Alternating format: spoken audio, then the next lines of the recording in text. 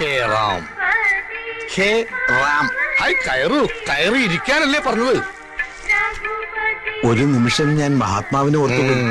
എന്താ വെളുത്ത വസ്ത്രങ്ങൾ അണിഞ്ഞത്? വിധവനാണോ? അല്ല, ഞാൻ ഈ പ്രസ്ഥാനക്കാരനാ. കണ്ണിക്കണ്ട കള്ളനും കുള്ളനും കൊള്ളക്കാർക്കും പിടിച്ചുപറിക്കാർക്കൊക്കെ ധരിക്കാവുന്ന വസ്ത്രമായി മാറിയിരിക്കുന്നു ഇത്. നിരാഹാരമെന്ന് എഴുതി വെച്ചിട്ട് ഇതെന്താ ചിക്കൻ ഫ്രൂട്ട്സ്? ഇത് നിരാഹാര സമരത്തിന്റെ മറ്റൊരു മുഖമാണ്, നിരന്തരാഹാര സമരം. ഇത്രയും റിസ്ക് എടുത്തിട്ടുള്ള ഈ സമരം എന്തിനാണാവോ?